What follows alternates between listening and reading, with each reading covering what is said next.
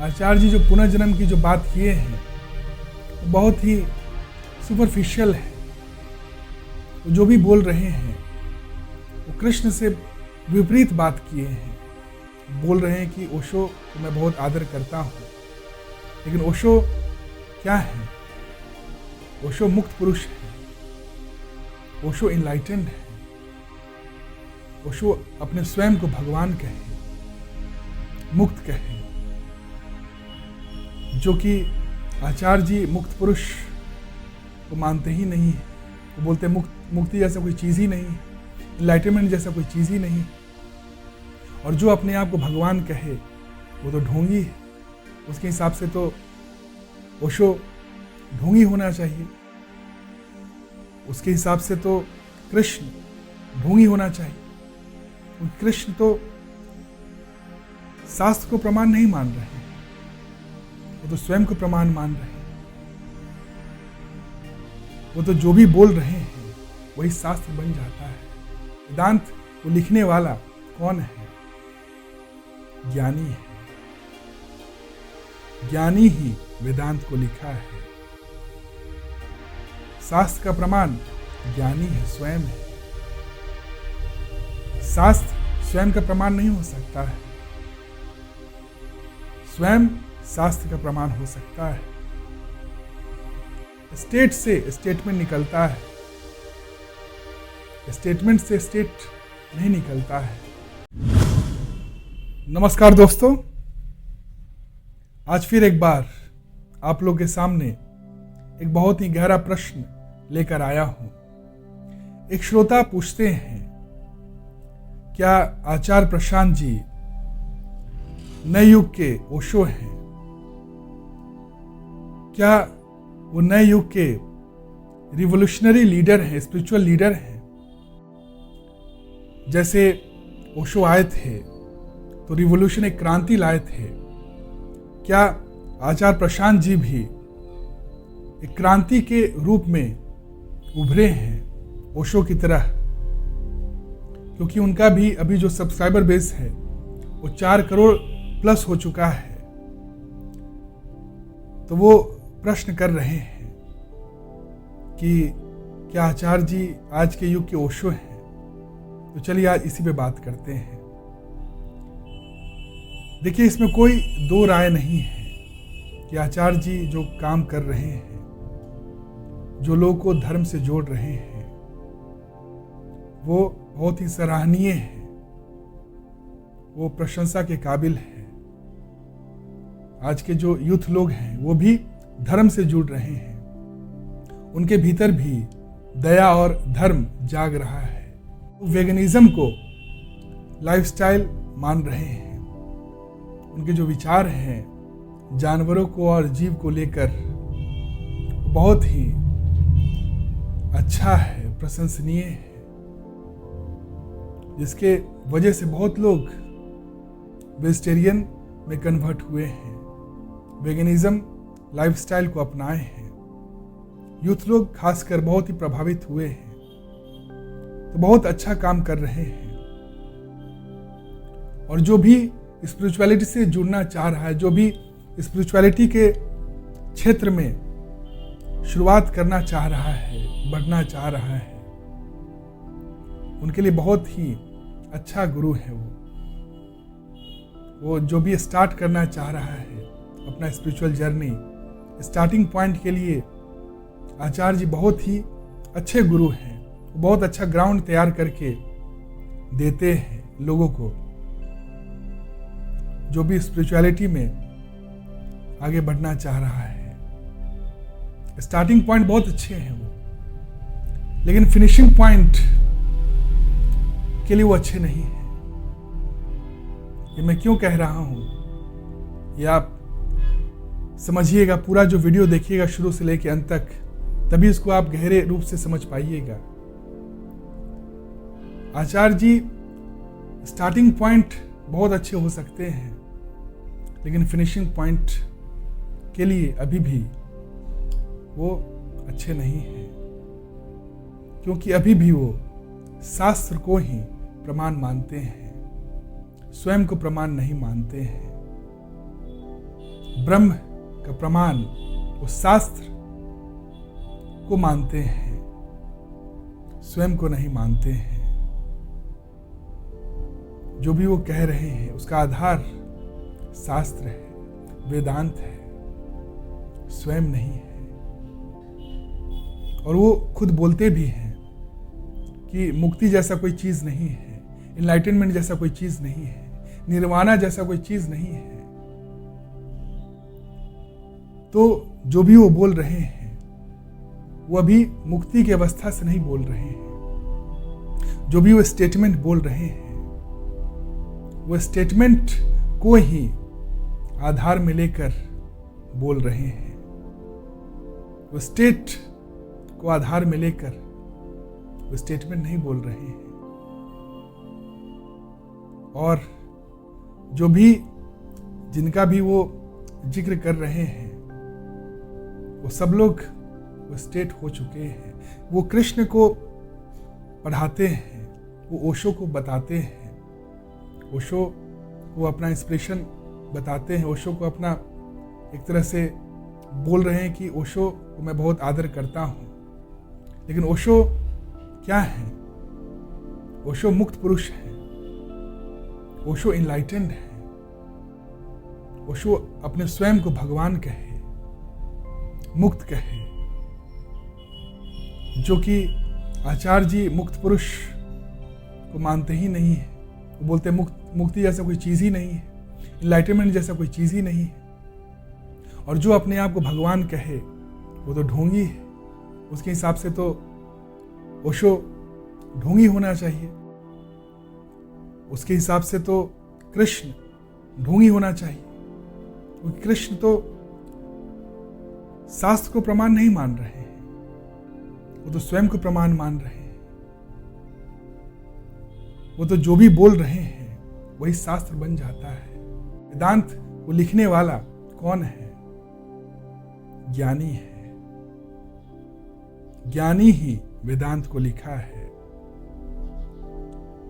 तो जो ज्ञान का जो प्रमाण है वो ज्ञानी है। शास्त्र का प्रमाण ज्ञानी है, स्वयं है।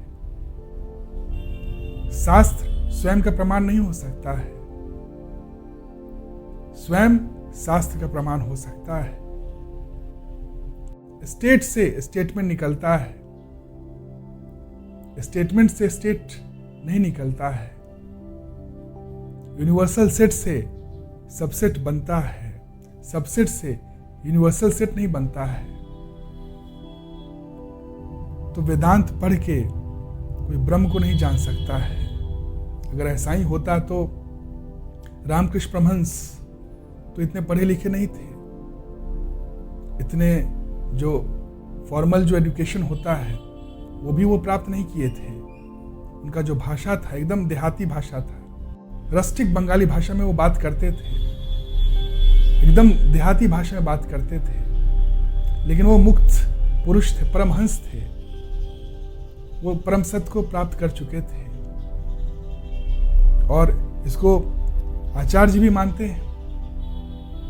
आचार्य जी भी तो विवेकानंद को मान रहे हैं और विवेकानंद रामकृष्ण परमहंस को मान रहे हैं। रामकृष्ण परमहंस वेदांता तो पढ़े नहीं है, न उपनिषद पढ़े। तो उनका प्रमाण क्या है?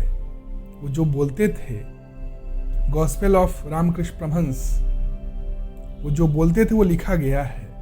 और जो भी उसमें लिखा गया है वो वेदांता से अलग नहीं, वो उपनिषद से अलग नहीं है। क्योंकि वो जो भी लिखा गया है वो उस स्टेट से लिखा गया है, उस अवस्था से लिखा गया है, वो मुक्ति की अवस्था से लिखा गया है। और मुक्ति की अवस्था से जो लिखा जाता है वो दो नहीं रहता है। जो भी मुक्त पुरुष है वो दो बात बोलता ही नहीं है। उसके गहराई में आप जाओगे तो वो एक ही बात बोलेगा। वो वेदांता ही होगा, वो अद्वैत ही होगा। क्योंकि उस अवस्था में, उस लेवल पे जो पहुंच जाता है, जो ऋषि पहुंच जाता है, जो भी पहुंच जाता है वो ज्ञानी हो जाता है। और ज्ञानी दो रहता ही नहीं है। ज्ञानी मुक्त हो गया, वो आत्मा की अवस्था तक पहुंच गया है, वही इनलाइटन हो चुका है, आत्मा ही भगवान है। तो कैसे अपने आप को भगवान से अलग मानेगा? वो तो आत्मा को ही भगवान मानता है। आत्मा मतलब स्वयं। तो स्वयं को अगर वो भगवान कह रहा है तो क्या गलत कह रहा है? अगर कृष्ण स्वयं को परमात्मा कहे तो क्या गलत कहे? क्योंकि आत्मा से अलग कोई परमात्मा नहीं है। से आत्मज्ञान हो जाता है, वही मुक्त हो जाता है, वही आत्मा की परम अवस्था तक पहुंच जाता है, वही परमात्मा हो जाता है, वही मुक्ति की अवस्था है, वही निर्वाणा है, वही बुद्धत्व की अवस्था है। बुद्ध भी कहे कि I am enlightened, I am awaken. Krishna भी कहे कि मैं ही सोर्स हूं, मैं ही गोल हूं, मैं ही होल हूं। I am the goal, whole and the source of everything. मैं ही परम अवस्था हूं, मैं ही परमात्मा हूं। यहां तक कि जीसस क्राइस्ट भी शुरुआत में वो बोले कि I am the son of God. फिर बाद में क्या बोलते हैं? I and my father are one. वहां भी अद्वैत की बात आती है।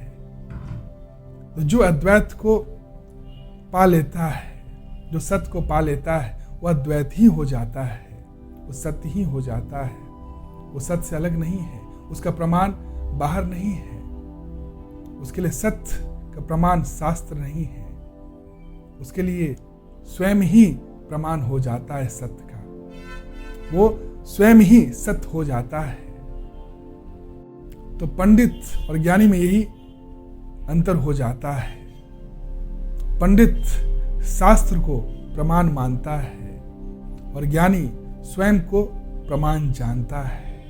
वो परम अवस्था है, वही मुक्ति की अवस्था है। तो जो पंडित बोलता है वो ज्ञानी की भाषा ही बोलता है, क्योंकि वो स्टेटमेंट को ही दोहरा रहा है। वो स्टेट तक नहीं पहुंचा है, लेकिन जो स्टेट से जो स्टेटमेंट निकला है उसी को वो दोहरा रहा है। तो काम तो ज्ञानी का ही कर रहा है। जो पंडित जो काम करता है वो ज्ञानी का ही काम करता है। वो इनडायरेक्टली प्रचार तो सत्य का ही कर रहा है, लेकिन पंडित का लिमिटेशन है। एक समय पे आके आप उसके बियॉन्ड नहीं जा सकते हो, उसका लिमिटेशन है। वो लिबरेशन के लिए उचित नहीं है। स्टार्टिंग के लिए बहुत अच्छा है, लेकिन लिबरेशन के लिए पंडित की सहायता से आप कभी लिबरेट नहीं हो सकते हो। उसके लिए आपको सतगुरु के पास आना होगा।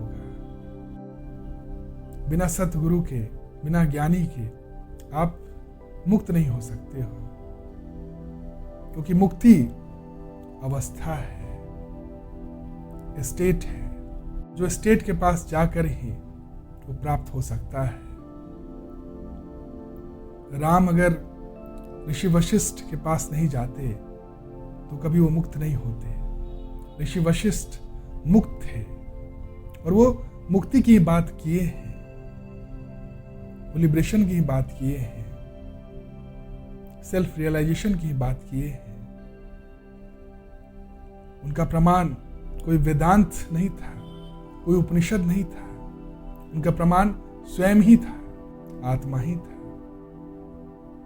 स्वयं में सिद्ध थे, स्वयं में पूर्ण थे। एक पूर्ण गुरु के पास आके ही कोई भी पूर्ण हो सकता है। जैसे मैग्नेट के समीप में जाकर ही लोहा मैग्नेट हो सकता है। एक जलता हुआ दीपक के समीप जाकर ही एक बुझा हुआ दीपक जल सकता है। तो ज्ञानी का क्या महत्व है वो वही समझ सकता है जो पंडित की सीमा को जान चुका है, जो अटका हुआ है, जो मुक्त होना चाहता है, वही समझ सकता है ज्ञानी का क्या महत्व है। तो डुप्लीकेट जो मार्केट में चलता है वो असल में ओरिजिनल का ही प्रचार कर रहा है।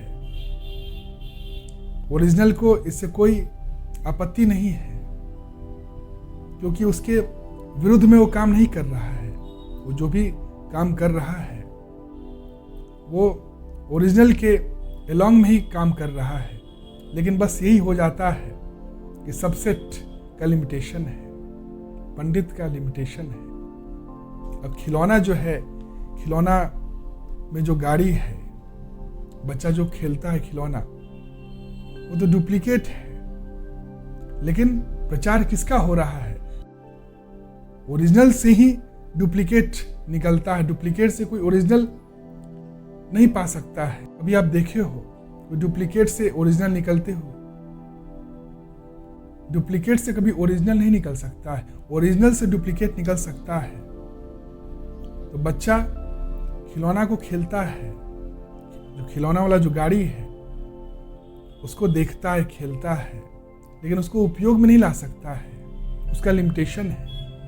उपयोग में लाने के लिए आपको ओरिजिनल गाड़ी के पास जाना होगा।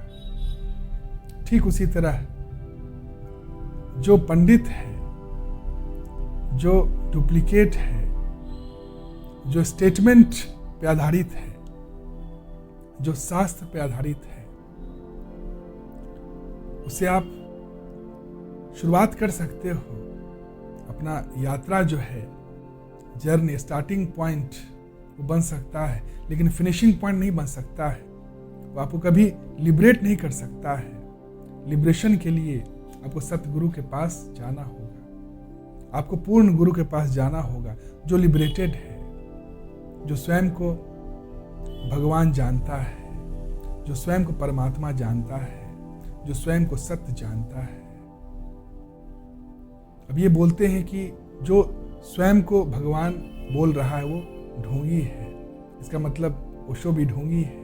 इसका मतलब कृष्ण भी ढोंगी है। इसका मतलब जीसस क्राइस्ट भी ढोंगी है।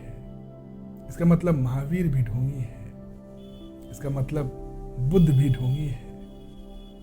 क्योंकि ये सब लोग मुक्ति की बात किए हैं और क्लेम भी किए हैं कि वो मुक्त पुरुष हैं। और जो भी शास्त्र हम लोग पढ़ रहे हैं वो सारे शास्त्र वही लिखे हैं। उसका प्रमाण कौन है? हम लोग शास्त्र को प्रमाण मान रहे हैं, लेकिन शास्त्र का प्रमाण कौन है?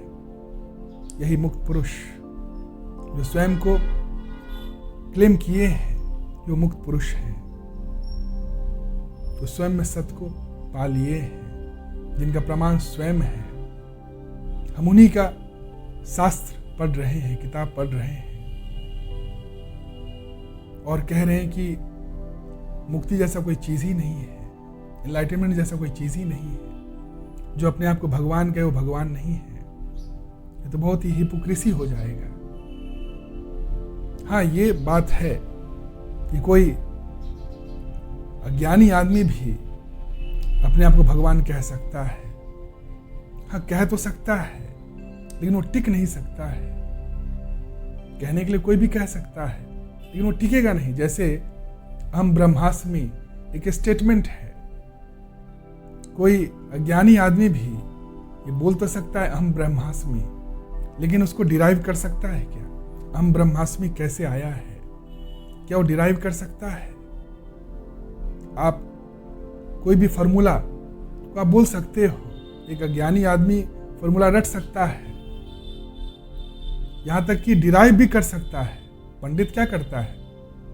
पंडित पूरा जो फॉर्मूला को ही रट लेता है और उसका डेरिवेशन भी रट लेता है, लेकिन लिमिटेशन वहां भी है। थोड़ा सा ट्विस्ट करोगे तो फिर वहां पे वो आगे नहीं बढ़ सकता है, वहां पे वो गलत हो जाएगा। वहां पे उसका लिमिटेशन है। और जो ज्ञानी होता है वो एक्सियम को भी जानता है, थ्योरम को भी जानता है, फॉर्मूला को भी जानता है। उसका डेप्थ बहुत हाईएस्ट लेवल तक होता है, डीपेस्ट लेवल तक होता है। यही फर्क हो जाता है एक ज्ञानी में और अज्ञानी में। अज्ञानी क्लेम कर सकता है कि वो मुक्त है, लेकिन वो टिक नहीं सकता है। हम ब्रह्मास्मि कैसे आया वो जो फॉर्मूला है, जो डेरिवेशन, जो कंक्लूजन है, वो कैसे आया वो बता नहीं सकता है। तो जब तक सत्य का प्रमाण बाहर है, शास्त्र है, तो अभी वो पंडित ही है, वो शास्त्री ही है। और जब सत्य का प्रमाण स्वयं हो जाता है, वही मुक्ति है, वही लिबरेशन है, वही निर्वाणा है, वही बुद्ध है, वही भगवान है। क्योंकि जितने शास्त्र निकले हैं, जितने भी शास्त्र आप देख रहे हो, वो स्वयं के ज्ञान से ही निकले हैं। कृष्ण कभी ये नहीं बोले कि मैं वेदांत को प्रमाण मान रहा हूं, और जो मैं बोल रहा हूं, अर्जुन को जो गीता बोले हैं, गीता जो ज्ञान दिए हैं, वो स्वयं में प्रमाण होकर वो गीता दिए हैं, गीता ज्ञान दिए हैं, वो शास्त्र बन गया है और लोगों के लिए। उनका प्रमाण वेदांत और उपनिषद नहीं था, वेदास नहीं था। वो जो बोले वो वेदास बन गया, उपनिषद बन गया, वो वही गीता हो गया। वो वेदांता से अलग नहीं है, वो उपनिषद से अलग नहीं है। आज हम लोग बात कर रहे हैं शंकराचार्य की, तो शंकराचार्य जो भाष्य दिए हैं, ब्रह्मसूत्रा, ये सब जो लिखे हैं, बोले हैं, वो ज्ञान होने के बाद, वो ब्रह्म ज्ञान को प्राप्त करने के बाद वो लिखे हैं। वो भी गुरु के पास गए थे और गुरु के आदेश अनुसार ही वो ये सब लिखे हैं। जब उन्हें ज्ञान हो गया, जब उन्हें अनुभूति हो गया, उसके बाद वो ज्ञान दिए हैं। उसके बाद जो भी वो लिखे हैं वो शास्त्र बन गया। तो पंडित शास्त्र को आधार मानते हैं और ज्ञानी स्वयं को आधार मानते हैं। कबीर की बात करते हैं वो, लेकिन कबीर कभी शास्त्र का प्रमाण नहीं दिए। वो जो भी बोले हैं वो स्वयं के ज्ञान से बोले हैं, वो स्वयं को प्रमाण माने हैं, वो स्वयं की अनुभूति से वो सारा ज्ञान बताए हैं। जितने भी बुद्ध पुरुष हुए हैं, उनमें एक ही चीज आप पाओगे कि जो भी वो बोले हैं वो आत्म अनुभूति से बोले हैं, आत्मज्ञान से बोले हैं, और सबके गुरु रहे हैं। रामकृष्ण परमहंस वेदांता पढ़ के ब्रह्मज्ञानी नहीं हुए, ब्रह्मज्ञानी हो गए, और जो भी वो बोले वो वेदांता से अलग नहीं है, वो वेदांता ही है, वो उपनिषद ही है। उपनिषद का अर्थ ही क्या है? उपनिषद। उप मतलब सिट डाउन, निषद मतलब नियर बाय। उपनिषद का जो एसेंस है वो क्या है? सिट डाउन नियर बाय गुरु। गुरु का अर्थ है लाइट, जो लाइट की ओर ले जा वही गुरु है। तो गुरु के समीप में बैठ के जो ज्ञान अर्जित किया जाता है उसी का नाम उपनिषद है। तो गुरु प्रमाण है। उपनिषद कभी ब्रह्म का प्रमाण नहीं हो सकता है। ब्रह्म का प्रमाण स्टेट हो सकता है, क्योंकि ब्रह्म स्टेट है, और ब्रह्म जो भी बोलता है वो स्टेटमेंट है, वो शास्त्र है।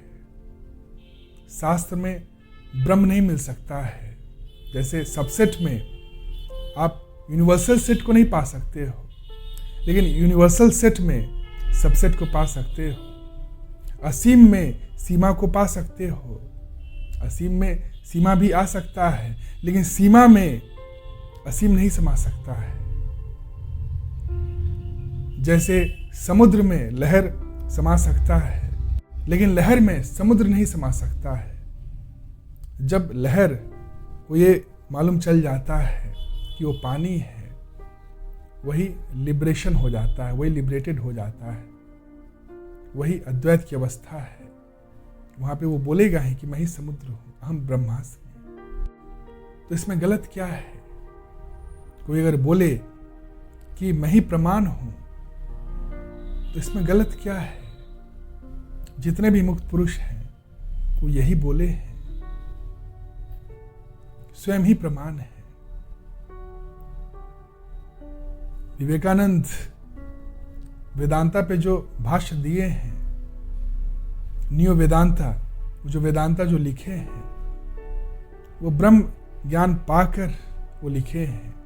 जब वो गुरु के शरण में आए, उनके गुरु ज़्यादा पढ़े लिखे नहीं थे, रामकृष्ण परमहंस, वो भी वेदांत पढ़े नहीं, वो सिर्फ गुरु के शरण में गए। उनके शरण में जाके ध्यान और भक्ति के माध्यम से उन्हें आत्म साक्षात्कार हुआ, वो सिद्ध हुए, वो मुक्त हुए। और जो मुक्त पुरुष के शरण में जाता है वो मुक्त हो जाता है।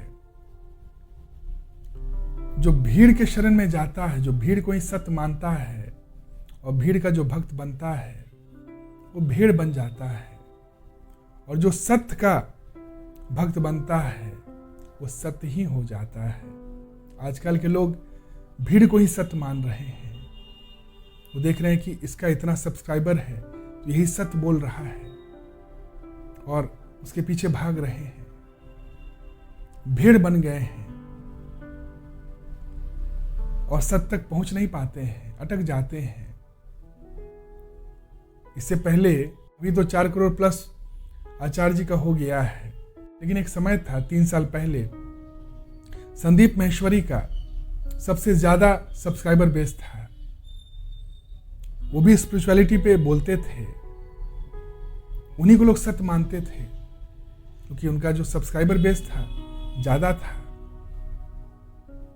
वो जो बोलते थे उनका समर्थन के लिए लोग आ जाते थे। वो देखते नहीं थे कि वो क्या है, उसके डेप्थ में जाते नहीं थे, क्योंकि लोग जो है वो भीड़ को ही सत्य मानते हैं। इसलिए इतने लोग देखते थे कि भाई इतना सब्सक्राइबर है तो ये जो बोल रहे हैं सत्य बोल रहे हैं। तो ना वो आओ देखते थे ना ताओ देखते थे, जो जिसके बारे में वो बोलते थे कि ये सही है गलत है बस उसको मान लेते थे। भले ही उन किसी को अनुभूति हो या ना हो, बस वो जो बोलते थे वो सत्य मान लेते थे। और यहीं पे बुद्ध बार बार सतर्क किए हैं, आपद दीपो भव, स्वयं में दीपक बनो, अपना दीपक स्वयं में जलाओ। ओशो भी यही बोले हैं, इसलिए ओशो बार बार ध्यान की बात करते हैं क्योंकि वो जानते हैं ध्यान के माध्यम से ही स्वयं को पाया जा सकता है। स्वयं में सत्य को ध्यान के माध्यम से ही पाया जा सकता है, ध्यान से ही ज्ञान की प्राप्ति हो सकती है। तो पहले लोग मान रहे थे, लेकिन अभी कुछ दिन पहले यही संदीप माहेश्वरी आचार्य प्रशांत के बारे में कुछ बोले, इनडायरेक्टली ही बोले, बहुत निगेटिव कमेंट उनके चैनल पे वीडियोस पे आने लगा और उनको वो जो वीडियो था डिलीट करना पड़ा, क्योंकि अभी जो सब्सक्राइबर बेस है वो आचार्य प्रशांत का ज़्यादा है। इसलिए संदीप माहेश्वरी अभी झूठे हो गए। लोग आचार्य प्रशांत को ही परम सत्य मान रहा है। एक समय ऐसा भी था कि अनिरुद्ध आचार्य जी को लोग सत्य मान रहे थे क्योंकि 1 करोड़ सब्सक्राइबर वही पाए थे। सबसे पहले जो स्पिरिचुअल लीडर वो लिखे भी थे, world's first spiritual leader who has crossed 1 crore plus subscriber. तो लोग उन्हीं को सत्य मान रहे थे। लेकिन अभी क्या हुआ, अभी सब पलट गया। तो जब तक लोग बाहर सत्य को समझते रहेंगे, भीड़ को सत्य समझते रहेंगे, तब तक धोखा खाते रहेंगे। और यहीं पे जो लिबरेटेड जो पर्सन होता है, जो सतगुरु होता है, वो ध्यान की बात करता है, वो स्वयं में सत्य होने की बात करता है, स्वयं को प्रमाण जानने की बात करता है। वो कोई शास्त्र को प्रमाण मानने की बात नहीं करता है, इसको सत्य मानो क्योंकि वो शास्त्र में लिखा है। वो आत्म अनुभूति की बात करते हैं। जब तक अनुभूति नहीं हो तब तक मानो मत, सत्य को जानो। वो कैसे जाना जा सकता है? ऑब्जर्वेशन से, ध्यान से। जब तक आप ध्यान में उतरोगे नहीं, जब तक आप ऑब्जर्व नहीं करोगे, तब तक आप दृष्टा भाव तक नहीं पहुंच सकते हो। आत्मा दृष्टा है और दृष्टा को जानने के लिए, समझने के लिए आपको ध्यान में उतरना होगा, आपको ध्यान करना होगा, आपको ऑब्जर्व करना होगा। ऑब्जर्वेशन से ही आप परम ज्ञान को पा सकते हो, आप मुक्त हो सकते हो। ध्यान ही एकमात्र जरिया है जिससे आप ज्ञान को प्राप्त कर सकते हो, स्वयं को प्राप्त कर सकते हो। स्वयं को जानने के लिए आपको शास्त्र पढ़ने की जरूरत नहीं है, क्योंकि आत्मा कभी भी शास्त्र में मिल ही नहीं सकता है। स्टेटमेंट में कभी स्टेट नहीं मिल सकता है, एक्सप्रेशन में कभी एक्सप्रेसर नहीं मिल सकता है। वो तो लिमिटेड है, लिमिटेशन है। वो सिर्फ पॉइंट कर सकता है, वो सिर्फ साधन मात्र है। साध्य आत्मा है। आत्मा तक पहुंचना है तो हमें सिद्ध गुरु, मुक्त गुरु के पास जाना होगा और वहां पे ध्यान सीखना होगा, ऑब्जर्व करना होगा। ऑब्जर्वेशन से ही हम सत्य को जान सकते हैं, सत्य हो सकते हैं। आचार्य जी जो पुनर्जन्म की जो बात किए हैं वो बहुत ही सुपरफिशियल है। वो जो भी बोल रहे हैं वो कृष्ण से विपरीत बात किए हैं। कृष्ण क्या बोल रहे हैं कि जीवात्मा जन्म लेता है और फिर वो मरता है और जन्म मरण का जो चक्र है वो समझाए हैं, तो बताए हैं कि कैसे जन्म होता है, कैसे मरता है। जब वो मरता है तो फिर नया कपड़ा, जैसे हम नया कपड़ा पहनते हैं उसी तरह जीवात्मा नए शरीर को धारण करता है। जो भी वो कर्म करता है उसके अनुसार उसकी अवस्था होती है और जैसा अवस्था उसका होता है उसी अनुसार उसको नया शरीर मिलता है। तो ये पुनर्जन्म को नकार रहे हैं आचार्य जी। तो पुनर्जन्म को जो नकार रहे हैं तो कर्म का जो सिद्धांत है उसको भी इनडायरेक्टली वो नकार रहे हैं, क्योंकि जैसा मनुष्य कर्म करता है वैसा ही उसका ज्ञान होते जाता है, वैसा ही उसका अवस्था होते जाता है। तो ये ज्ञान और कर्म अलग नहीं है। जैसा मनुष्य का ज्ञान होता है वैसा ही वो कर्म करता है और जैसा मनुष्य कर्म करता है वैसा ही उसका ज्ञान होते जाता है। और जो मनुष्य निष्काम कर्म करता है, ध्यान करता है, वो पूर्णता को भी प्राप्त कर सकता है, क्योंकि जो पूर्णता की स्थिति है उसमें मनुष्य निष्काम कर्म ही करता है। तो जो मनुष्य जैसा कर्म करता है वैसा ही वो बन जाता है, वैसा ही उसका अवस्था हो जाता है। तो जो बोला जा रहा है कि पुनर्जन्म होता ही नहीं है, हाँ, आत्मा का पुनर्जन्म नहीं होता है, आत्मा एक ही अद्वैत है, लेकिन जीवात्मा का तो पुनर्जन्म होता है। और पुनर्जन्म मतलब क्या? प्रकट होता है, वो शरीर के रूप में प्रकट होता है और फिर शरीर को छोड़ता है और फिर ऐसा चलते रहता है। कब तक? जब तक उसको अपने स्वयं का ज्ञान नहीं हो जाए कि वो आत्मा है। तो जीवात्मा आत्मा से अलग नहीं है, इसलिए आत्मा का जन्म होता है और मृत्यु भी होता है। ये खेल है, एग्जिस्टेंस का प्ले है। और कृष्ण गीता में ये बोले हैं, ये बार बार अर्जुन को बता रहे हैं। पुनर्जन्म को कैसे नकार सकते हैं? ये पुनर्जन्म को नकार रहे हैं, ये मुक्ति को नकार रहे हैं, निर्वाणा को नकार रहे हैं। यहीं से मालूम चलता है कि ये पंडित हैं, अभी उस अवस्था को प्राप्त नहीं किए हैं, अभी उनका प्रमाण बाहरी है, शास्त्रीय है, स्वयं प्रमाण नहीं हुआ है। तो जो काम कर रहे हैं वो बिल्कुल सही है, कोई दिक्कत नहीं है। बस यहाँ पे मैं सत्य रखना चाहता था कि बात आ रही है कि क्या ये नया युग के ओशो है, तो ओशो तो स्वयं को प्रमाण माने और ये अभी भी शास्त्र को प्रमाण मान रहे हैं। और शास्त्र को प्रमाण एक शास्त्री ही मानता है। जो शास्त्री होता है, जो पंडित होता है, वही शास्त्र को प्रमाण मानता है। ज्ञानी स्वयं को प्रमाण मानता है। तो यही दोनों में अंतर है, डिफरेंस है। ये बहुत अच्छे वक्ता है और सिर्फ सब्सक्राइबर होने से कोई सत्य नहीं हो जाता। सत्य को आप सब्सक्राइबर से नहीं जोड़ सकते हो कि इसका सब्सक्राइबर ज्यादा है इसलिए सत्य है। मैंने बताया ना कि संदीप माहेश्वरी को एक समय लोग सत्य मानते थे क्योंकि इनका सब्सक्राइबर बेस बहुत ज्यादा था। आज इनका सब्सक्राइबर बेस कम पड़ गया है। लोग आज आचार्य जी को सत्य मान रहे हैं। तो भीड़ को जब तक आप सत्य मानते रहोगे, आप भीड़ की तरह ही बने रहोगे। भीड़ का भक्त बनोगे तो आप भीड़ बन जाओगे, और सत्य का भक्त बनोगे तो आप स्वयं सत्य हो जाओगे। तो यही है। बाकी अगर आपको कोई भी क्वेश्चन हो तो आप बेहिचक कमेंट सेक्शन में पूछ सकते हैं। और अगर वीडियो अच्छा लगे तो लाइक, कमेंट और शेयर जरूर करें ताकि और लोगों तक वीडियो पहुंच सके और लोग भी आपके द्वारा लाभान्वित हो सके। Thank you. Have a nice day. प्रणाम।